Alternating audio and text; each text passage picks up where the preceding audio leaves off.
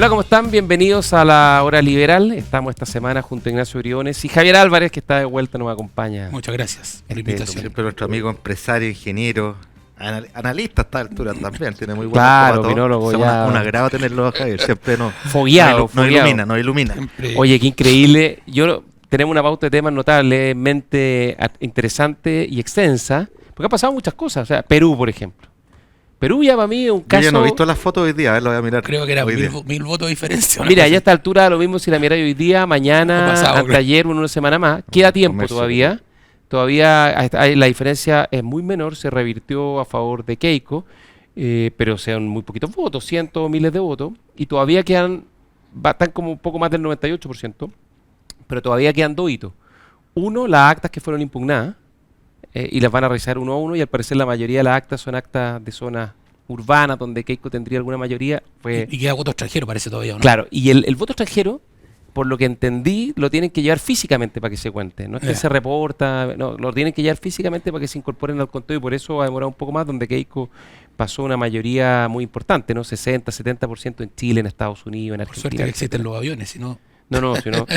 Pero mi reflexión es un poco más al fondo del asunto, porque esta es la cuarta elección o tercera o cuarta donde prácticamente se produce un empate de dos mitades polarizadas, bloqueadas. Y yo le agrego el otro problema que tienen, es como si tuvieran dos países. El punto. Porque eso es lo más terrible. Irreconciliable. Tiene dos países, tiene el país rural, digamos, Sí. y tiene el país, digamos, urbano, donde los líderes son claramente definidos. Entonces no tienen solo el mismo problema que tenemos nosotros acá, que está revertido uniformemente, sino que perfectamente podrían ser dos países. Podría ser toda la sierra, podría ser Perú 1 con un presidente y Perú 2 con otro presidente, y estarían todos felices. Toda la sierra, la zona cordillerana, más bien vota a izquierda. Claro. La sierra donde se alojaba el Sendero Luminoso, digamos, tiene mucho más influencia. Son las zonas más pobres, además. Más pobres, donde partieron la guerrilla. Y las costas y las grandes ciudades votan en contra de la izquierda, particularmente Lima y otras grandes ciudades. Claro. Pero es impresionante. Y todo esto lo traigo a colación a propósito un poco de que Perú es un caso, yo creo que es un caso digno de estudio, porque en el fondo es un país donde la política está hecha a pedazos hace ya mucho tiempo. Mucho tiempo. Llevan 10 años y 11, 12 gobernantes. Es probable que hacia adelante pueda que esto se estabilice un poco, porque se introdujeron cambios en el sistema político y ahora es bicameral. Entonces sacar a los presidentes va a ser un poco más difícil, no descartable, pero va a ser más difícil. Pero en el fondo yo lo traigo a colación como ejemplo de lo que puede pasar en un país cuando se degrada tanto la política. ¿Y tú no crees que nos estamos peruanizando un poco acá, no? De a poco sí. A rato. De a poco. A rato, sí. O sea, es que estos son a fuego lento esta cuestión.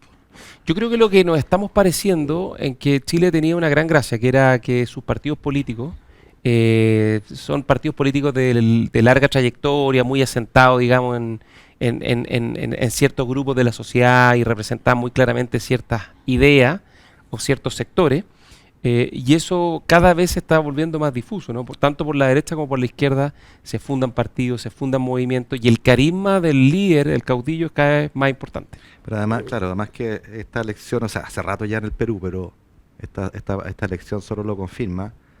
Las elecciones divididas son además entre liderazgos, claro, uno será de izquierda y de derecha, en términos gruesos, pero son todos liderazgos populistas, ultrapopulistas. O sea, que Fujimori es populista. Y el que salió tercero creo que era peor. O sea, será el peor. Recuerden ustedes nuestro querido y admirado autor Mario Vargas Llosa, que en paz descanse, un gran liberal.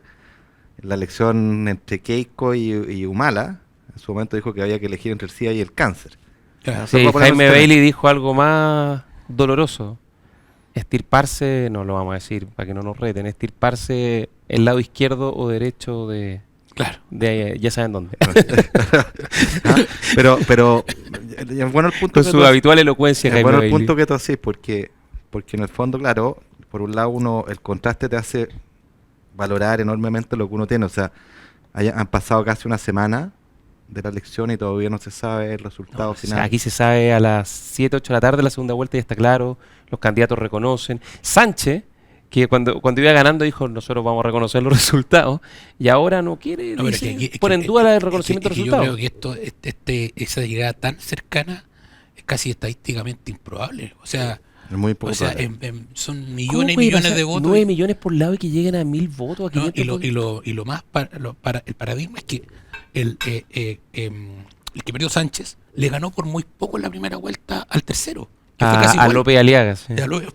Fue igual. Que acusó fraude, con escándalo. Ganó y- por nariz, digamos, y el país, porque teóricamente el que salió tercero era más de derecha, pero parece que hay mucho anti-gayquismo.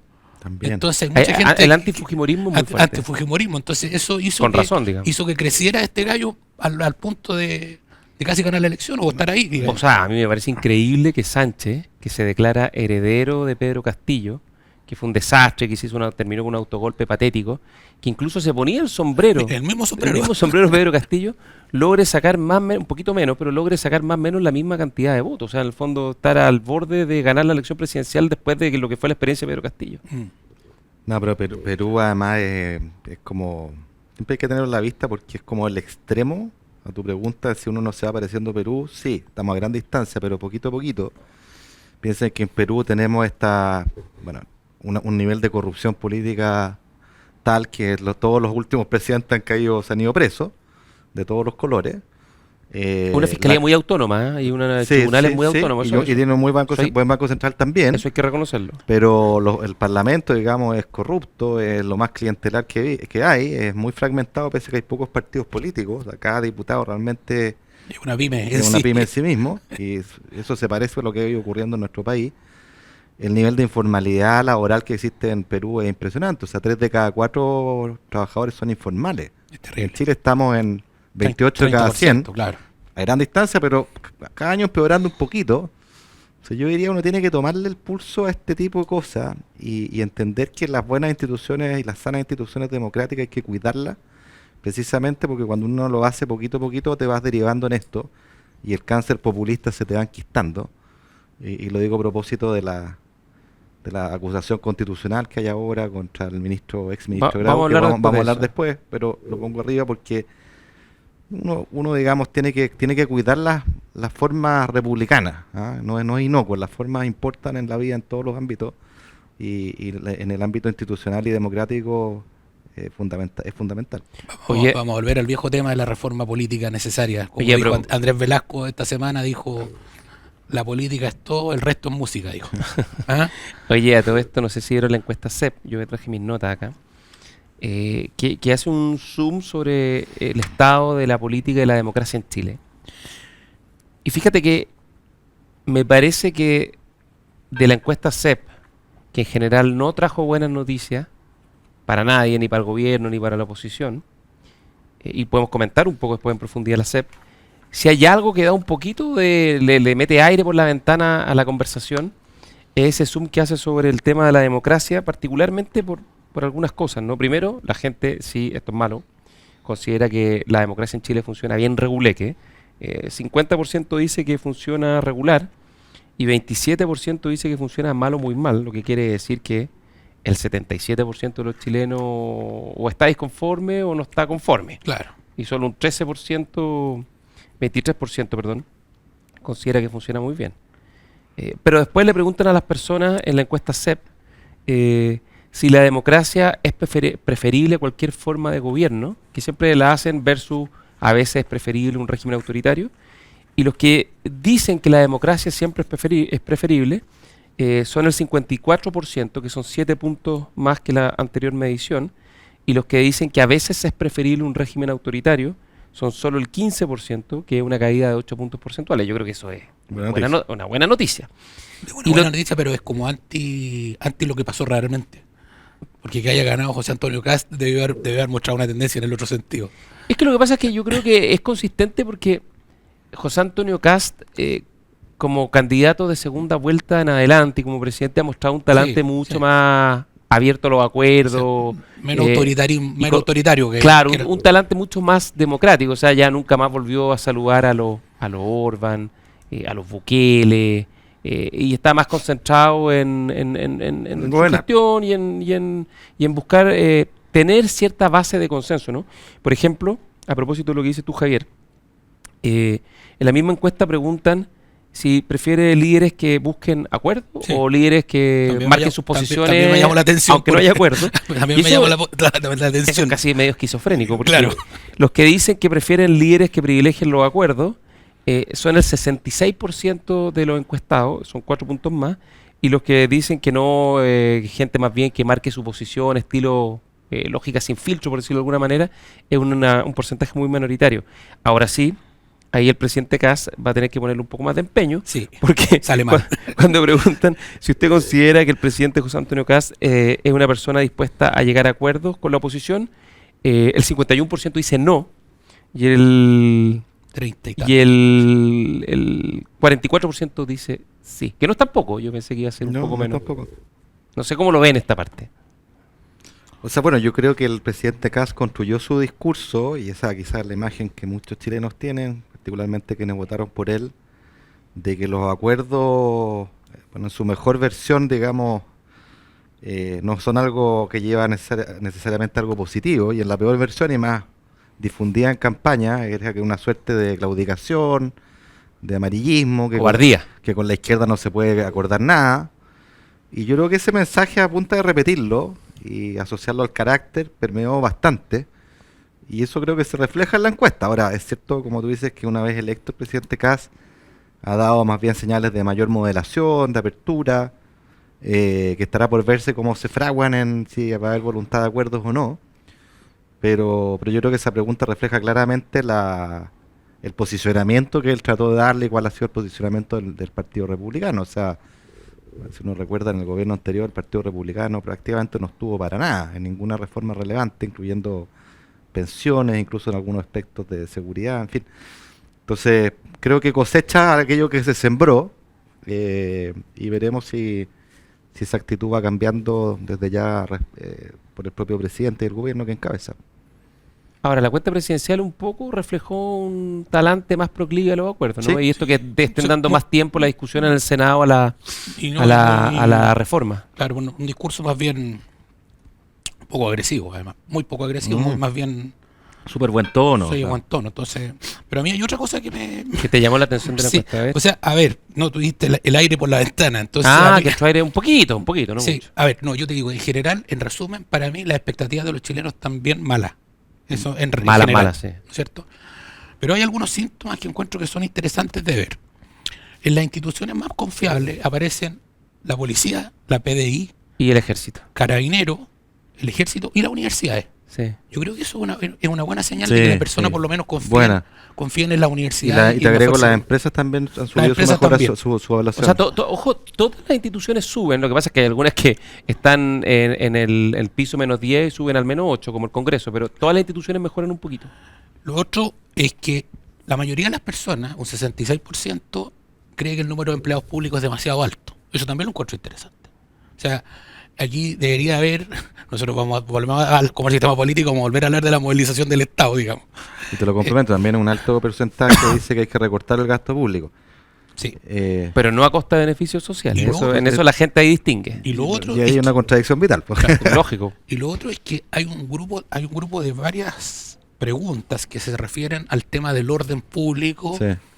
y de Oye, el cambio. esto que está, o sea, es otro Respecto país, al 2019. es otro país completamente Sí. distinto, que no se tomen los colegios, que la gente no puede salir a hacer barricadas, que no puede, ¿no es cierto?, participar en protestas. déjame ver Incluso en algunos- marchas pacíficas, la gente es contraria. Oh, Lo que hace sí. que se pasó para el otro lado el péndulo. Pero totalmente. Entonces, Déjame darte algunos datos, Cuando porque- usted dice 6 síntomas, No, eso es bueno. Yo veo algunas cosas que son O interesantes. sea, yo creo digamos. que el país, el ánimo mayoritario del país está alineado con la agenda que está impulsando el gobierno. Lo malo es que las expectativas son muy bajas. Son bajas. Hay muy Eso. pocas expectativas de O sea, que el gobierno cumpla sus Como compromisos. alguien No te voy a, dijo- te lo voy a dejar la vuelta. ¿Cómo? El problema de esto es que las expectativas que sembró el gobierno son muy altas. Claro. Y en consecuencia, en estas cosas que son las que buena noticia que la gente reclama, si es que la promesa no se honra razonablemente, pucha, es difícil porque son temas bien estructurales, no es como que la voluntad lo arregla, como se promete en Esto- campaña, esto no. genera frustración y por lo tanto ese péndulo que hoy día está alineado acá se puede ir para otro lado. Otro lado. Y ese es el problema, de nuevo tiene que ver con la responsabilidad política, o sea, prometer el oro y el moro, como si todo fuera un asunto de voluntad, y que la inmigración la resuelva en 24 horas y todas esas cuestiones, Claro. al final no son sin costo, creo Claro. yo. No, y lo otro es que este tema de las expectativas, yo creo que están muy relacionados con la capacidad de construir un relato de esperanza. Y aquí es donde dice que la gente de derecha en general es buena para el Excel y malo para el Word. ¿Ah? Entonces, yo creo que al gobierno le ha costado eso, fíjate. Porque además con el primer, digamos, golpe a esta esperanza fue el vecinazo. Sí, eso fue Entonces, duro. eso fue muy duro porque es algo que la gente lo siente inmediatamente en su casa. Entonces, dice, chuta, si yo tenía esperanza y mira, me mandan este fierrazo acá. Entonces, yo creo que el gobierno tiene una tarea ahí de construir un relato de que vienen cosas buenas por delante. Y yo creo que el cambio de gabinete en eso ayuda a ordenar un poquito la gestión política, que al final es eso, ¿no? Sí. Es marcar una senda y explicarle que la gente la entienda. Mira, les voy a dar algunos datos. Este dato yo lo encuentro feroz. Cuando le preguntan a las personas por cómo evalúa la situación país en la encuesta CEP, el 11% dice que es buena, muy buena. Eso es una caída de 5 puntos. El 43% dice que es reguleque, más 7. Y el 45% dice que es mala o muy mala, raya para la suma. El 88% de los chilenos considera que es regular, De regular a mala o muy muy O sea, mala. eso es lo que me refería con la expectativa. Muy mala. Y después respecto al futuro de Chile, porque uno diría, bueno, ya la situación, el punto de partida es mala, pero ¿y el futuro cómo lo ve? Súper dividido. Un tercio dice que vamos a mejorar, un tercio dice que nos vamos a quedar donde mismo, Y un o tercio sea, dice que- reguleque, y un tercio dice que nos vamos a ir a la B. Es el tercio. Claro, pero derecho. déjame detenerme un segundo en ese punto, porque eso yo creo que es súper importante. O sea, claro, 88% entre regulé que mala y muy mala. Quiere decir que si eso no cambia a lo largo del gobierno, eso va a generar mucho malestar. Y ese malestar va a buscar una alternativa distinta a aquella de mano dura, de carácter, que prometió muchas cosas, pero no se traduce si eso ocurre en aquello que se espera. Y volvemos a Perú, po. La mesa está servida para el populista que va a intentar un tercer discurso de milagro, Claro. de varitas mágicas, pero con otro registro. Y vamos a seguir frustración tras frustración. Y eso al final esas historias terminan mal, po. Ya, no tengo que ir a pausa. Oye, solo para decir las buenas noticias que dijiste tú, Javier. Este tema como la agenda pro orden Sí. y respecto al apoyo al rol del Estado para contener la violencia, el uso de la fuerza carabineros para contener la violencia cuando hay manifestantes, en los tiempos del estallido era 19% y subió a 47%. Qué salvaje. Y quienes lo rechazaban, que era un 57% en los tiempos del estallido, que Carabineros actuara para contener la violencia, cayó a 24%. Eso es bien impresionante, encuentro. Y así hay un montón de datos. Por ejemplo, el apoyo a las protestas cayó de 59% a 35%. El 85% está en contra de las tomas de empresas y de espacios Establecido. públicos. Saqueo. 76% en contra de los colegios, 99,9% en contra de los saqueos e incendios. Claro. Algo de esperanza. Ya, vamos a una pausa y Hay volvemos. patria. Hay patria Podemos ciudadana. retomar ese punto después. Ya, vamos y volvemos a la hora liberal.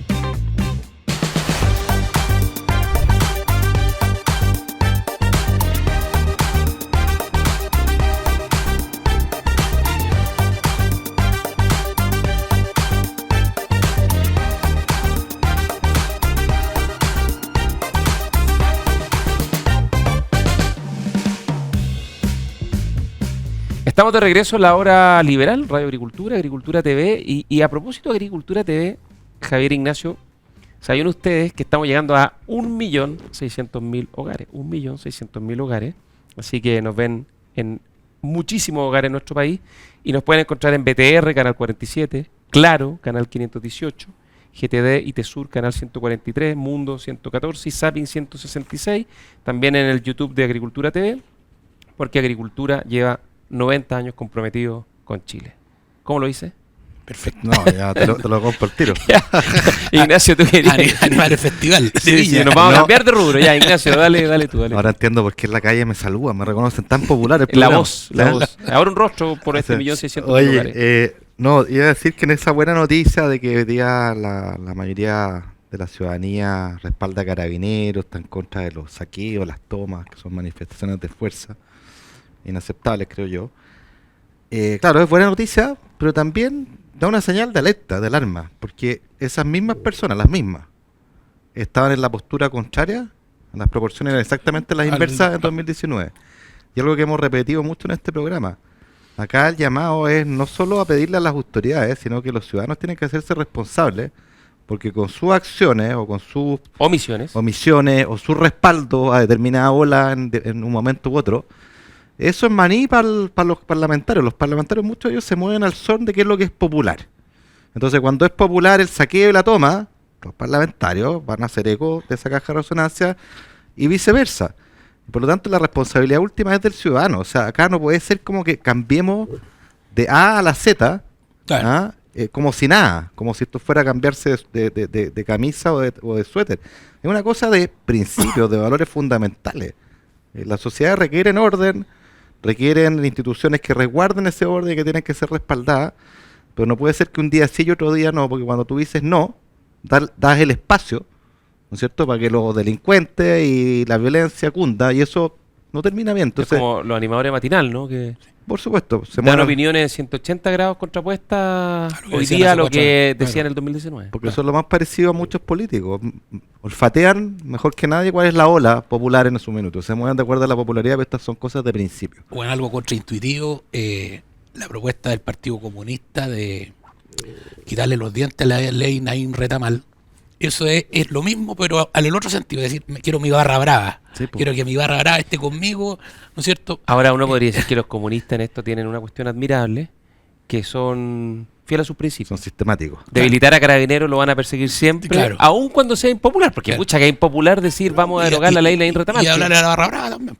A la barra brava y persiguen sus principios. Sus principios son que las instituciones del orden y la seguridad ojalá no sean muy fuertes, porque ellos al final del día dependen en buena medida, como electoralmente son débiles, porque nunca saca más del 5 o 6%, dependen de Son asusar sunistas. la calle para poder lograr sus propósitos. Y lo segundo que voy a decir es que si los políticos responden realmente a la corriente, me parece bien que lean la parte de la encuesta donde el narcotráfico aparece como una de las grandes preocupaciones para la población, fíjate. Subió sustancialmente dentro de las preocupaciones de la, Es que, claro. de la población. Y han habido muchas noticias este año. Lo ¿no de es la cierto? operación Está muy- Tokio es brutal. Está muy instalado, pues, en el fondo Claro. que tú veís sendas operaciones en dos bancos de los más importantes de la plaza, ya no es accidental, o sea, está una cosa Eran que como está... 6 bancos. ¿Seis? No, Yo me eran quedé en como- Banco Estado y Santander. No eran como 6 bancos. A ver, hagamos una pequeña Como 10 recapitulación. cuentas corrientes creo que son. Claro. Pero creo que eran como 6 bancos. La operación Tokio fue una operación montada por la facción chilena del Tren de Aragua, que básicamente lo que buscaba hacer era blanquear los recursos Obtenida de actividad ilícita. obtenidos de actividades ilícitas Múltiple.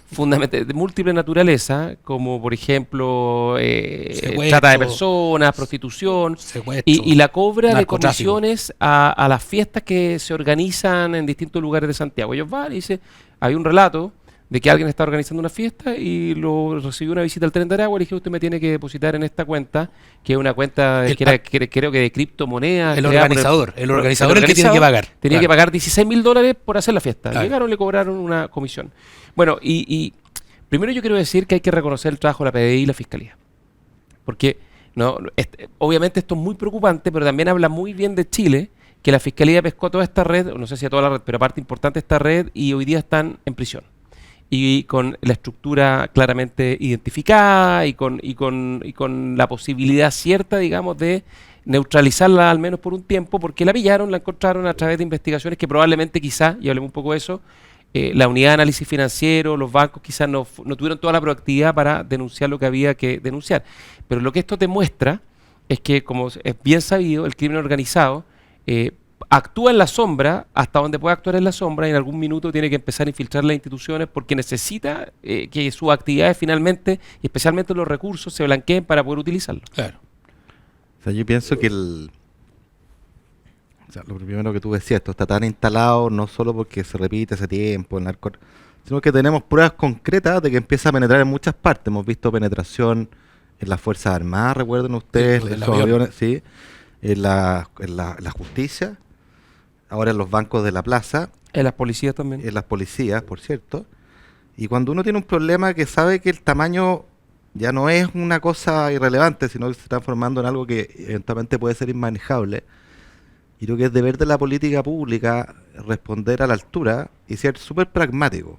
O sea, que hay que entender que estos negocios son súper sofisticados. Tú decías, era el brazo, la parte chilena del Tren de Aragua, que es un gran holding, una gran corporación internacional, que tienen modelos empresariales, que tienen estrategias, que tienen formas de ocultar y blanquear.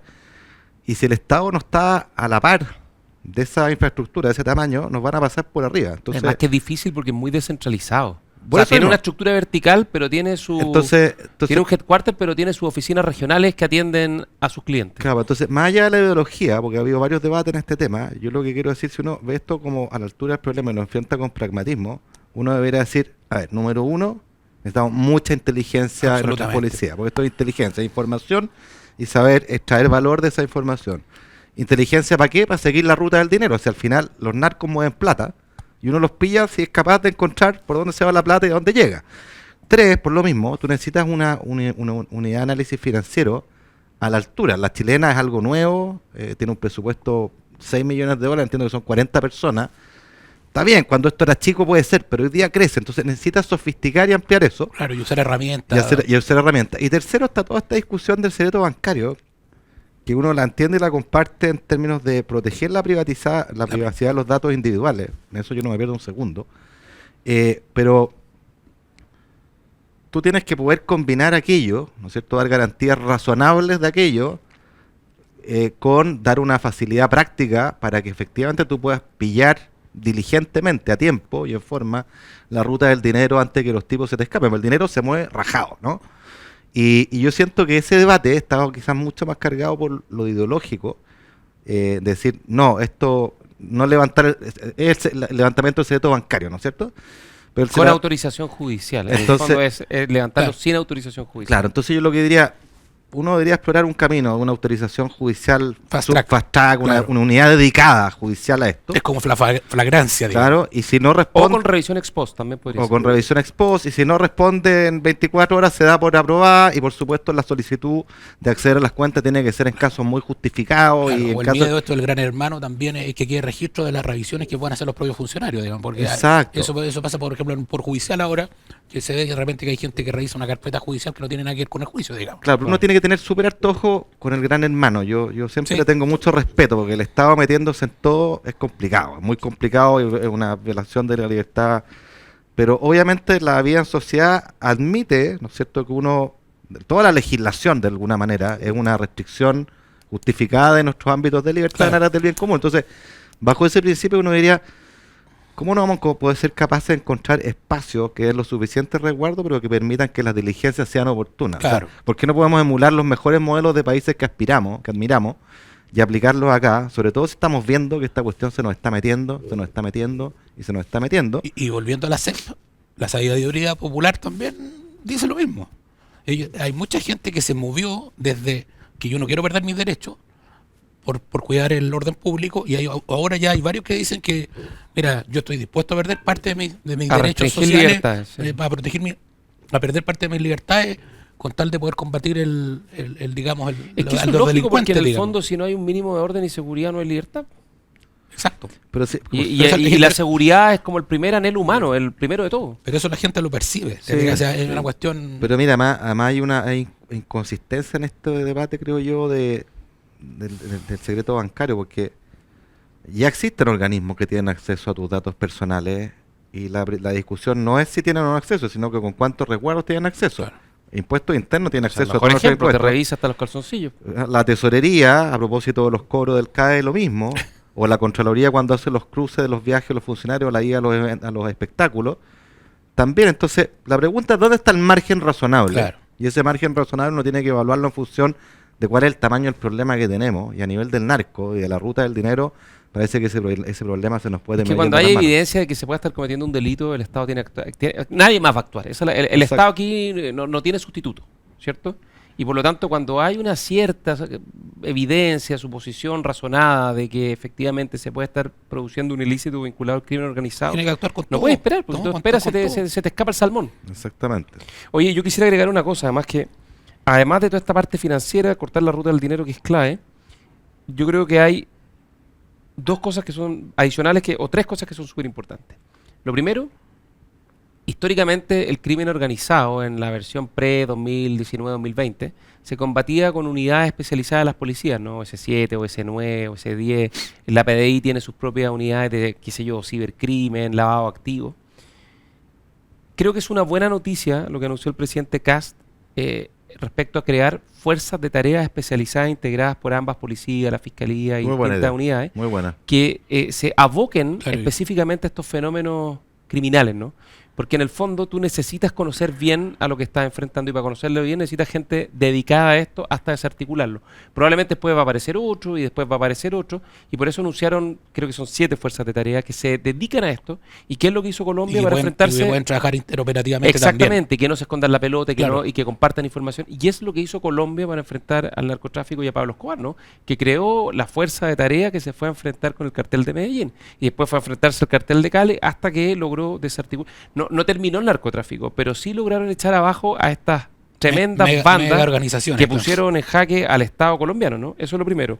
Lo segundo, las cárceles son el centro de operaciones de estas bandas. Entonces, Claro. es indispensable cuanto antes imitar el modelo italiano de cárcel dura, donde tú, no es para todos, es para las cabezas, para los líderes de estas organizaciones, y los encierras individualmente, sin desencierro, sin contacto con el exterior, con mínimas posibilidades de poder seguir interactuando con otras personas, porque si no, finalmente lo que pasa es, no sé si vieron un caso que salió la semana gravísimo, de que un grupo de personas estaba en la cárcel en Santiago, colombianos y venezolanos, salieron de la cárcel ya en la cárcel empezaron a planificar el secuestro y asesinato de un empresario en Talca, Sí. y apenas salieron, la policía logró interceptarlo y volver a meterlo en prisión. Entonces, si tú los dejas interactuar en la cárcel y juntas a estos bandidos y les das la posibilidad de interactuar y están en el comedor y están en el claro. patio, bueno, que en 2 más 2 lo que Por va a eso pasar. es fundamental el tema de construir nuevas cárceles. Pero ¿y el modelo carcelario? No, por modelo. eso te digo. O sea, mira, cárceles modernas, digamos. a eso Como me decía lo refiero. italiano, cárcel dura, cuando se enfrentaron a la mafia de verdad en los 90 y a comienzos de los 2000, lograron desactivar a las mafias más peligrosas de la camorra italiana. Oye, pero si esta cuestión, como hablábamos delante, el narco es una corporación internacional con mecanismos de transferencia de información súper sofisticada. Tú para poder desbaratar estos carteles necesitas información y muy buena información. Entonces, inteligencia es uno. 2 es cortar los propios flujos de información que Entre estos ellos tipos mismos, tienen. Por claro. lo tanto, lo de la cárcel Cárcel es fundamental. fundamental. ¿No? O sea, que ellos tengan más información es equivalente a que tú tengas más de alguna manera.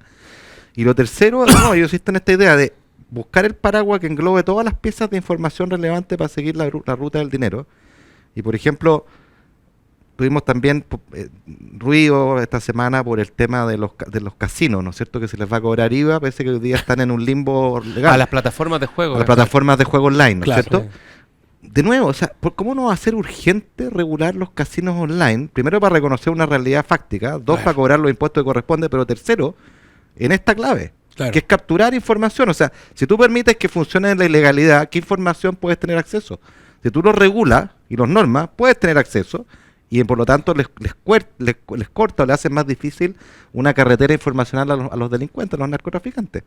Oye, y me faltó la última pieza del puzzle, que está, yo creo que ya está más o menos estructurada, que es que este tipo de delito requiere un cierto tratamiento especial, creo yo, Mm. desde el punto de vista de la sanción, ¿no? En la Punitiva pena- del Estado, las penas. También en la SEP también hay una. Y la Fiscalía también dice que hay que subir las Supraterritorial, penas. la Fiscalía, más que subir las penas, es que se apliquen justamente las penas conforme a la gravedad de los delitos, ¿no? Porque varias de estas personas de estos grupos, estos que querían secuestrar y asesinar a este empresario del Maule, están condenados, y condenados por cuestiones graves, homicidios, y salen rápidamente de la cárcel. Y probablemente hay algo ahí en la aplicación de la pena que está fallando. Entonces la creación de tribunales especiales y fiscalías supraterritoriales es muy importante. Que es lo que, por ejemplo, hizo España para enfrentar el terrorismo. Claro, y con juicios que sean fuera de la región para que no haya amenazas, para que no hayan lo amenazas, mismo los claro. fiscales. La banda que opera en Arica, cuando es juzgada, En Arica. perseguida por el fiscal o el juez de Arica, claramente es un problema. Claro, lo hace Claro. chupete al fiscal los juez de Arica. Ya, vamos a una pausa y volvemos a la hora libre.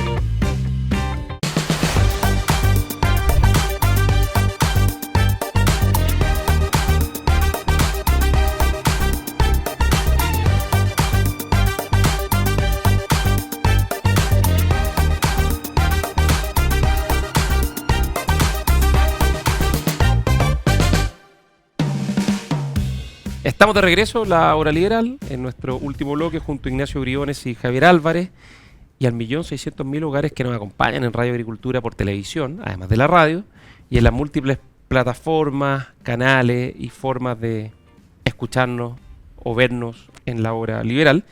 Y te quería hacer una pregunta, Javier. Si fueras esto es una pregunta corta, Ya. con respuesta corta. Como empresario, No. como ciudadano, como político hipotético, como Hipotético, ya. parlamentario, diputado hipotético. Pero bueno, sí. Bueno. Buen político. Si fueras ya. diputado, Ya. en votación, la acusación constitucional contra el ministro Grau, ¿cómo la votas? ¿A favor o en contra? Después argumenta. Yo la votaría en contra. ¿Y Ignacio Briones? en contra también. Ya, ahora argumenten. No, yo creo que esta es una acusación, o sea, a ver, las acusaciones constitucionales son acusaciones políticas finalmente, y me parece que debilitar una institución tan importante como el Ministerio de Hacienda, ¿no es cierto?, con un ministro que ya dejó el cargo, cuando el plazo es perentorio, cuando efectivamente Chile pasa por grandes problemas de cuentas y de credibilidad de las cuentas, puede abrir puede ser un motivo pero yo creo que aquí uno tiene que balancear el debilitamiento de la institución versus el rédito político corto. Y yo creo que en ese balance yo no me perdería y votaría en contra. ¿Ignacio? O sea, partamos de la base que las acusaciones constitucionales, y nosotros cuando estamos con el gobierno del presidente Piñera, por Dios que lo vimos, son esencialmente juicios políticos, en circunstancias que la propia Constitución da causales bien expresas de cuándo se justifica una acusación constitucional, son violaciones flagrantes a la Constitución, O dejar las leyes sin cumplir. o dejar las leyes sin cumplir. Bueno, y además de otras como poner en Y por- riesgo el honor de la nación y ese tipo de cosas. Exactamente, pero lo primero que yo diría es que si uno se toma a pecho y en serio la Constitución que tenemos, y yo creo que es muy fundamental tomársela en serio, uno no puede usarla livianamente. Creo que eso es casi el borde de ir contra la Constitución. Lo segundo en este caso, como decía Javier, nosotros deberíamos aprender que en la seguidilla de acusaciones constitucionales que hemos tenido los últimos 10, 15 años, tienen una regularidad detrás, que cuando parte uno, después se multiplica por 2 con el otro, y luego se multiplica por 2 con el que viene, y en eso hemos estado. Recuerda tú que en el gobierno del presidente Piñera se hicieron, ¿cuántas? 11 acusaciones. Como una docena, más o menos. Y en el gobierno del presidente Boric la vuelta de mano fueron Parecido, 12. sí. ¿Ya? Y lo que me pasa es que cuando tú abres la puerta de acusar por vez primera, no tengo recuerdo, al menos del retorno a la democracia, a un ministro de Hacienda, lo que va a pasar es que esa puerta queda abierta para siempre, para que empecemos a acusar a los ministros de Hacienda. Y me parece que es particularmente grave porque los ministros de Hacienda muchas veces tienen que tomar decisiones impopulares, que es decir no. Entonces ahora le vamos a poner la amenaza a una acusación cuando tengan que decir no. Yo creo que eso va a desvirtuar el rol. Creo que le hace un daño a la institucionalidad, a la imagen de Chile afuera, porque en materia económica los mercados son muy sensibles a las señales. Y en tercer lugar, me parece que en este caso uno puede tener grandes diferencias. Aquí la hemos conversado 1000 veces respecto a la gestión fiscal del gobierno anterior. Y puede ser un ministro malo, digamos. Ah, No estoy pero- diciendo, por decir no significa que el ministro sea bueno, pero... Claro, pero aquí cuando tú vas con una acusación constitucional tienes que tener pruebas de que Ah. hay un dolo, que hay una intencionalidad, que hay una malversación, y hasta donde yo he visto no hay ninguna prueba de aquello. Hay diferencias que se advirtieron además en su minuto. Yo mismo las advertí cuántas veces en público en este programa a los parlamentarios respecto a que los ingresos estaban sobreestimados por razones técnicas, se habían sobreestimado una vez. Y por último me parece insólito que los parlamentarios que acusan constitucionalmente, muchos de los cuales estuvieron en la Cámara. en la Cámara en periodo pasado. en el periodo anterior, como que fueran inexistentes, como que se lavan las manos. Ellos aprueban el presupuesto, por favor. Tienen todo el espacio para hacer todas las preguntas. Tienen todo el espacio y el deber de informarse de lo que hay y lo que no les parece, señalarlo. Y entonces buena parte de las cosas que hoy día se critican se dijeron públicamente en el debate. ¿Dónde estaban esos parlamentarios? ¿Son acaso un buzón de voz, un buzón de cartas que simplemente toma palco? Yo le pediría a los diputados que hagan la pega, ¿no es cierto? Y se involucren y pregunten Entiendo que la ley de presupuesto es una ley bien discutida, Es digamos. súper discutida, Dura pues. 3 meses la Pues, discusión. entonces- es súper discutida, entonces es como que ahora se aparecen las cosas que estaban ahí hace rato, pero yo en línea para la suma la votaría absolutamente en contra. Creo que es una señal muy mala para Chile, para la imagen de Chile en los mercados afuera, y sobre todo abre una puerta que no habíamos abierto y que va a tener costo alto. Yo no sé cómo lo ve el mundo empresarial, pero me imagino que no está muy contento con Yo creo que con todo este lo que minuto sea, de fama. yo creo que todo lo que sea inestabilidad es malo. Y creo que esto le pone inestabilidad Y le quita energía a lo importante. Claro. ¿Y tú? ¿Y tú qué A has favor, votado? pero no. A favor. No, mira, yo, ¿cómo podría estar a favor de una acusación así? Después de todo lo que chillamos en contra de la oposición, contra el gobierno del presidente Piñera, cuando nos bombardeaban de acusaciones constitucionales sin fundamento. Y por lo tanto creo que uno en la vida y en política tiene que ser coherente, tiene que ser consistente, y usar las acusaciones constitucionales como únicamente como herramienta de reyerta política, para marcar el punto, para endosar responsabilidad, cuando en Chile el sistema no es así, la Constitución es clara y dice, mire, ¿sabe qué más? Si el ministro cometió una infracción, vulneró la Constitución o las leyes, lo acusa. Y bien acusado está y bien sancionado está. Y además, Este no es el caso, porque yo creo que el ministro Grau fue un muy mal ministro y la gestión económica del gobierno del presidente Boric fue un desastre, pero de ahí a decir porque las proyecciones estuvieron mal, las proyecciones económicas no se cumplieron, o en fin, la forma en que se informó el manejo de la deuda versus el gasto no fue la más apropiada, es una cuestión muy distinta, entra en el ámbito de lo opinable y ahí lo que corresponde es la crítica política, no el uso irresponsable de la acusación constitucional. Y además, me parece que es miope. yo creo también. Yo eso creo que te es iba a miope. decir. Porque, ¿y qué va a pasar a fin de año cuando el ministro Quiró no le apunte a las estimaciones de crecimiento, de gasto, de deuda? Hay que acusarlo y con la misma razón, la misma disposición habrá que votarla a favor. Y sabemos que hay equilibrio bien débil en el Bien Parlamento. débil. Va a Y tener además, PDGs de vuelta. Perdón, y- le está entregando el anillo de poder, citando PDG. Tolkien, al PDG. PDG. ¿Y qué va a pasar cuando cambie el viento y el gobierno Pierda baje popularidad. fuertemente en la popularidad? ¿Qué va a hacer el PDG? ¿Qué van a hacer sus parlamentarios? ¿Qué va a hacer Franco Parisi? Entonces, yo lo pongo de otra manera.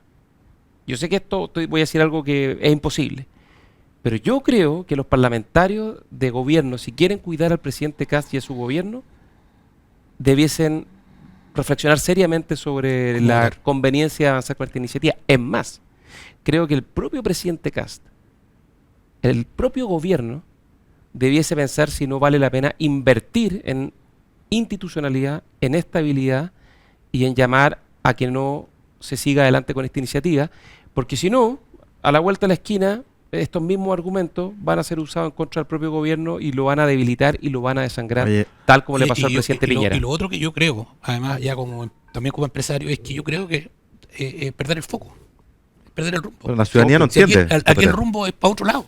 Aquí no es cortarle la cabeza, compadre. Aquí lo que hay que hacer es que el país vuelva a crecer. Exacto. Entonces, No distraerse. no distraerse en tonteras, digamos. Entonces yo lo que creo que el ministro Quirós tiene harta pega con el tema de sacar la reforma. Ojalá que esta reforma salga buena, digamos, y que definitivamente pueda cumplir los objetivos. Entonces, a mí me interesa que haya mucho más debate sobre eso, sobre la acusación constitucional a un ministro que ya dejó sus funciones. digamos. 100% de acuerdo. Esto de nuevo es como la disonancia cognitiva entre aquello que interesa al mundo político y aquello que no interesa a la gente. Yo creo que la gente, esta acusación constitucional No la- tiene otros problemas, tiene el O sea, la gente que es crecimiento, más el desempleo, pero tú dijiste una cosa que es importante, Gonzalo. Claro, la izquierda, la posición actual, si quisiera acusar, o sea, deben tener un montón de ganas si esta acusación prospera, digamos, de acusar constitucionalmente a los ministros del presidente Kast, pero claro, no tienen mayoría, ¿ya? Pero sí la tendrían si es que suben al PDG. Y el PDG bien sabemos que hoy día tiene una función objetiva que es bien clara, lo dice su propio Claro. representante o rostro, que es Que Franco llegar al Parisi. gobierno y por lo tanto hay que combatir a este gobierno. Que claro, pues entonces hoy día puede estar alineado para la reforma, logré sacar los pañales, los remedios, pero cuando le convenga y el viento gire para otro lado, Y- ¿tú crees que no le van a prestar los votos a la Acuérdate de mí, izquierda? cuando el gobierno caiga bajo los 30 puntos de aprobación, el PDG se cambia de bando. Y Pamela Giles lo dijo muy bien el otro día. Lee bien el partido. Y ahí dice Panelista de esta radio. sí, probablemente la derechita cobarde va a terminar salvando a Grau. Eso dijo. Lógico. Claro. Porque le conviene atizar el conflicto. Exactamente, po, si es de manual. Po. De Oye, manual. y hay un Es de argumento, manual. De manual. Po. hay un argumento que yo lo encuentro profundamente equivocado que han esgrimido algunos parlamentarios, no públicamente, porque es bien impresentable, pero más bien privadamente algunos parlamentarios del oficialismo, de decir, bueno, y al final se lo van a hacer a nuestros propios ministros. Van a venir por nosotros igual, digamos. Entonces hay que aprobarla porque igual van a venir por nosotros, hagamos lo que hagamos. Primero, chuta, eso es como entonces asumir que la política no sirve de nada. Porque las posiciones políticas, la moralidad de las decisiones no tiene ni un valor. Claro, Esa cuestión no es hay completamente no hay ética, aquí no hay cuestión. discernimiento. Y segundo, es perniciosamente utilitario, porque quiere decir, mientras yo tengo el poder, te voy a causar todo el daño posible. La mayoría, claro. No es que yo me voy a preocupar de hacer el bien para que el país progrese y que avancemos, sino que tú eres mi enemigo, te tengo que aniquilar y mientras tenga la posibilidad te voy a causar todo el daño posible. Pero eso es miope, nuevamente, porque el viento siempre cambia, el péndulo siempre se mueve, nunca nadie está con la rueda de la fortuna clavada. Entonces cuando cambia el viento, entonces bueno, prepárate para recibir todo el daño posible porque tú fijaste el estándar y por lo tanto no reclames cuando te venga de vuelta. ¿Puedo cambiar Sí, de sí, tema? sí. Os quiero hacer una pregunta a Ignacio. ¿Qué opinas tú de la reforma que está proponiendo el gobierno con respecto al tema de impuestos y al tema de si ves posible que hay alguna posibilidad de acordar con alguna parte de la oposición? Yo opino tres cosas. Uno, que Tres todo cosas. lo que es medidas pro crecimiento son muy bienvenidas, muy necesarias y están bien orientadas. La segunda cosa que creo es que es fundamental que tenga una mitigación de los riesgos fiscales. O sea, tú, Yo en eso me cuadro con el Consejo Fiscal Autónomo, con el CEP, con Horizontal, con el Fondo. y ahora con la izquierda me Por una decía que razón pone- muy obvia, porque nuestras cuentas fiscales están súper débiles, de hecho venimos conversando de eso, están muy muy frágiles, y este proyecto tiene riesgo fiscal en el sentido que es deficitario hasta el 2031, pero incluso podría ser aún más deficitario si es que los Los supuestos beneficios, cambios, los claro. supuestos de crecimiento, Son los supuestos- generosos los supuestos. Claro, claro, y digamos, para tenerlo súper simple, esto tiene una reducción segura de ingresos y una compensación parcial, por más crecimiento. o menos importante por crecimiento, pero esa compensación tiene volatilidad tanto en el monto como en el momento en que ocurre. O sea, Ok. tiene dos focos de riesgo.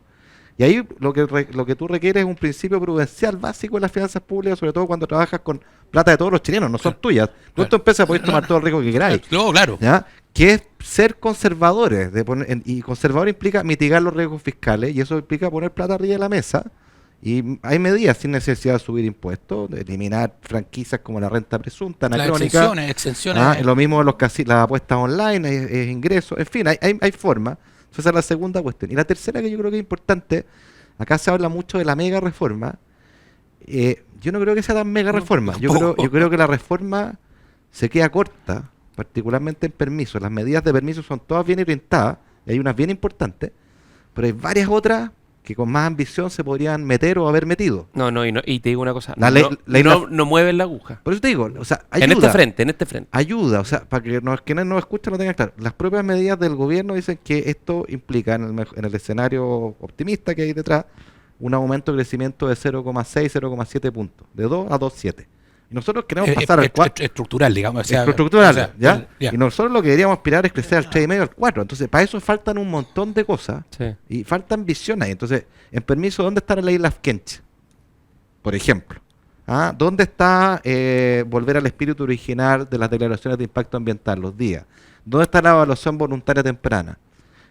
No hay nada de mercado laboral salvo el crédito. El mercado laboral tenemos que hacerlo mucho más flexible Claro, tiene- para los tiempos que... No hay nada de modernización del Estado. Yo no digo que tenga que estar todo acá, porque obviamente uno tiene que elegir Claro. su batalla, pero al menos tenerlo claro en la agenda y lo que es permiso, sí, yo lo reforzaría. Entonces, vienen las medidas pro crecimiento, ojo con lo fiscal, es condición fundamental para darle sostenibilidad a la rebaja de impuestos, porque si financieramente no es sostenible, bueno, todo empresario tú mismo vas a decir, al poco andar la van a echar atrás, Claro. porque no tenemos plata, entonces no me sirve. Y lo tercero, ojalá ponerle más ambición, particularmente en permiso, que es lo que más te mueve la aguja en materia de crecimiento. Y en el tema de político, ¿tú crees que puede haber acuerdo con algunas facciones de la izquierda? Yo creo, no sé, lo veo complicado porque, digamos, por un lado la izquierda nos ha dado señales de mucho acercamiento y el gobierno tampoco. Entonces es como una baile de máscara donde vamos Claro. a hacer como que conversamos, pero al final cada uno sabe su postura. Eso ¿Y es lo que tú, me tinca que- y tú, Es que la Gonzalo? pregunta con quién, pues si tú me dices con la DC de Francisco Buenchumí y Yana Proboste, ahí no va a haber difícil. espacio. Sí.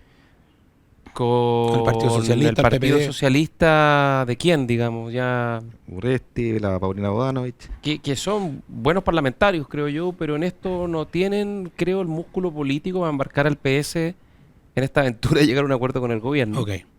El PPD tampoco, ya no está Ricardo Lagos Weber. Entonces, Yo creo que para la izquierda, desalinearse, para la izquierda de la exconcertación, Sí. desalinearse del Frente Amplio y el PC es muy costoso y no lo van a hacer, lamentablemente. Y por lo tanto, veo. Creo que hay que tratar de aprobarlo sí o sí. O sea, va a ser pírrica la cosa entonces. No, yo creo que no es perrica. Es mejor que se apruebe por un voto que no se apruebe. No, sí. Creo que habría que intentar buscar algún acuerdo y si el costo en un tiempo acotado, 20, 30 días, y si no hay espacio, Bueno, echarle para adelante. pero ¿no? independiente que se apruebe por un voto, yo estoy de acuerdo contigo, si al final esa es la regla de la democracia, para mí la cuestión más sustantiva es que tenga mitigaciones fiscales, o sea, no estamos en posición de seguir tomando riesgos fiscales. Y eso no requiere acuerdo, eso es algo que, Eso es algo que hay que hacer. O sea, eso es algo que debería de estar voluntad propia, ¿no? de la esencia de la derecha. Si nosotros abogamos por la responsabilidad fiscal, por la Lógico. ortodoxia, y yo diría más, la responsabilidad fiscal no puede ser de izquierda o derecha, es responsabilidad con el país, punto. Pero la derecha debe abrazarla. Debe ir a abrazarla, po. O sea, ¿sabéis lo que pasa? A mí me da mucha rabia esto. Volvemos al oportunismo político. Pareciera como que la responsabilidad fiscal importa cuando estás en la oposición. Claro. Entonces hoy día tú tenías a la izquierda sacando vestiduras por la responsabilidad fiscal después de que les importaba un bleo. Cuando son oposición les importa. Y nosotros en la derecha Lo mismo. apuntamos con el dedo a la responsabilidad fiscal y parece que cuando Esto es estamos como en el las gobierno... acusaciones constitucionales, importa depende menos. del lado que estoy, si son convenientes o no. Claro, Ya. pero no puede ser, po. Nos tenemos poco que ir, serio, jóvenes. un poco serio. ¿Ah? ¿Algún recomendado antes de irse? ¿Tienen...?